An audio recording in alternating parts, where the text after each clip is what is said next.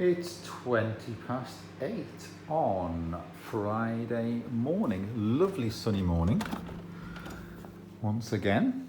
I think there was a bit of rain overnight and things, showers and stuff. You can see the ground's a bit wet, but we're lucky because most of the rain passes overnight and then during the day we get the sunshine. The sheep are having a bit of a lie down there, you can see. Sun's rising. So lovely blue skies and all that. So we'll head out and see what the day brings today.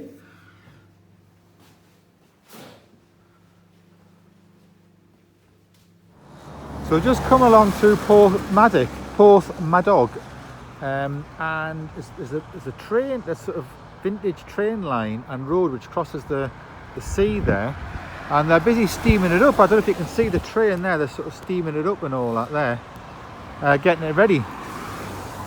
So it's like we'll go and have a look here what this says, the sign here. So this is the marshes. So this is the town at the other side we're talking about there, and you because of the tides and everything you couldn't have stood that, but they made it into a port by building walls and things like that. So this is all the marsh area, and this is where we've just driven across, and of course the railway line comes across here as well. So it tells you about the marshes there, look, and constructed the road and all that in 1811. But it was destroyed in a storm, so had to do it again in the 1830s. The Festiniog Railway was constructed to carry slate from the quarries. And of course, the whole in 2001 it was all strengthened and widened, a new embankment. And it's of course a heritage railway now. So where we are is basically here. So this is the peninsula. We've driven up along the coast to there, and we're going to head down here a little bit. That's where we are. Just show you the steam train.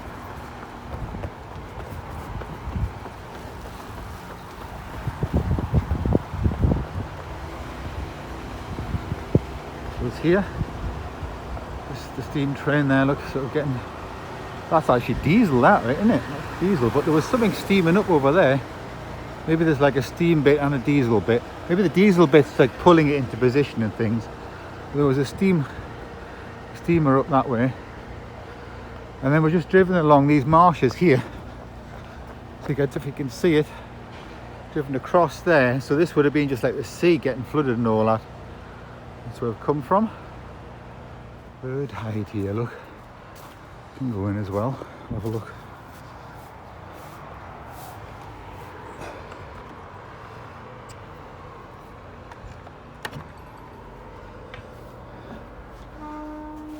Near the train.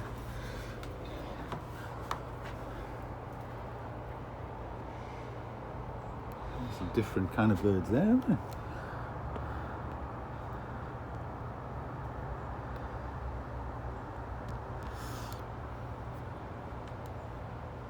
Okay, just driven around this amazing sandy inlet here. You can see there's a railway line just comes along here.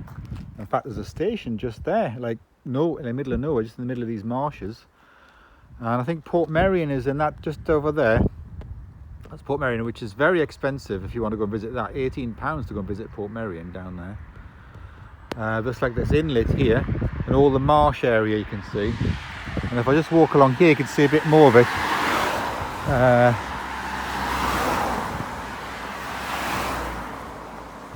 Yeah, so you can see how even in here, there's a completely sort of sandy inlet thing. And then you've got the mountains in the background as well. It's incredible.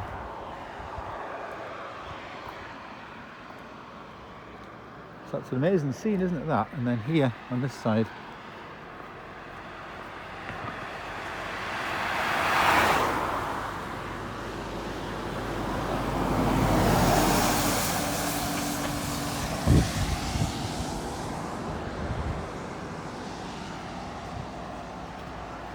So this is basically the start.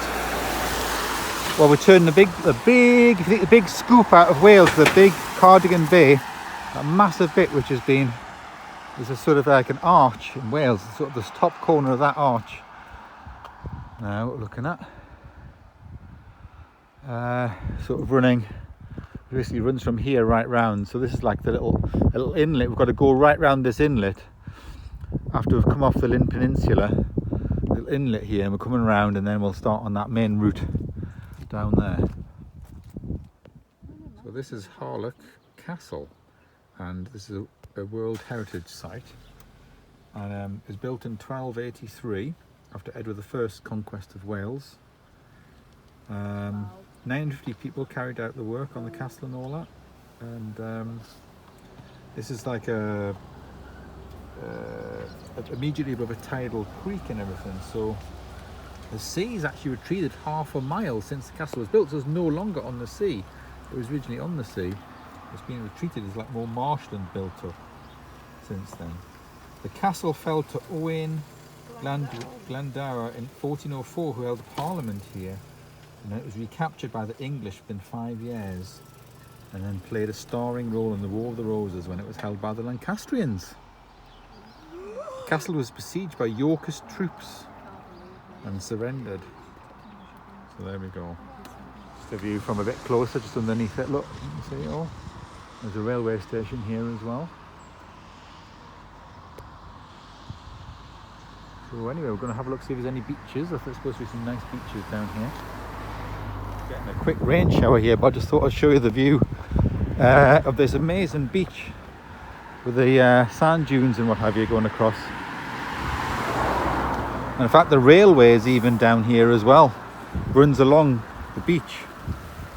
Oh, if I can, can't think I can see the railway. I just want to show you the view. Although it's just a rain shower coming across, just spoiling it. But there's an amazing sandy beach with dunes. The rain's just come across, spoiling the view.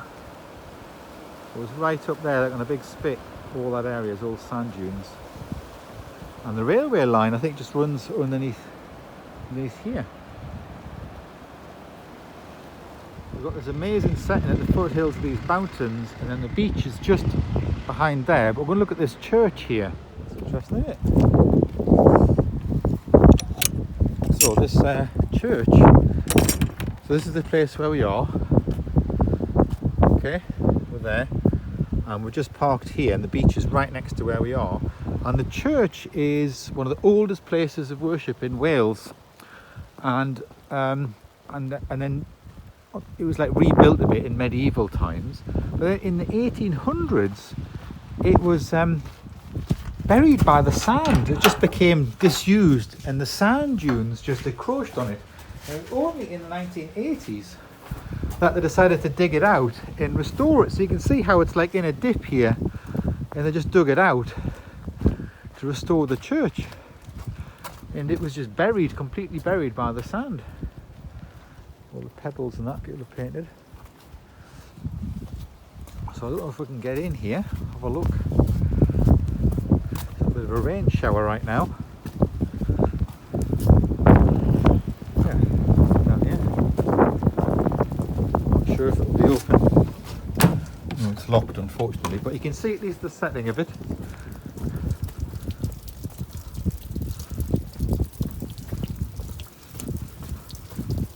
And just next to that church in the sand dunes, we've got the little beach here.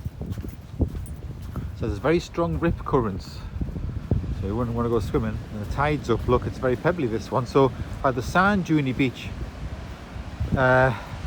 probably is a very sandy beach, just the tide's up. But that other bit, sort of marshy area and the sand dunes around the corner were amazing. And you've got this one here. It's like a little harbour there.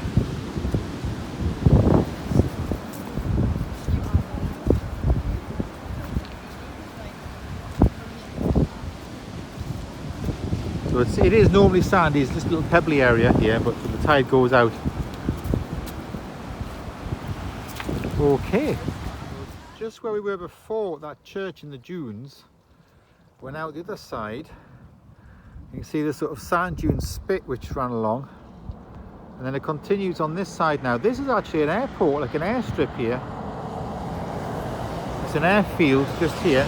But you can see the ridge there at the other side. Well, that's a ridge of sand dunes that runs all the way along the coastline here. And just, I think behind the airfield there's an area where, because of the unusual currents, there's 200 different types of shells washed up on the beach. Shell Island it's called. There's like a road which is like a causeway which runs down there. It's wet a lot of the time. Wet some of the time, just like very high tides. And so that's what's kind of down that direction. You can see an exposed sand dune just down there. You can learn how to fly here on this airfield. Then, yeah.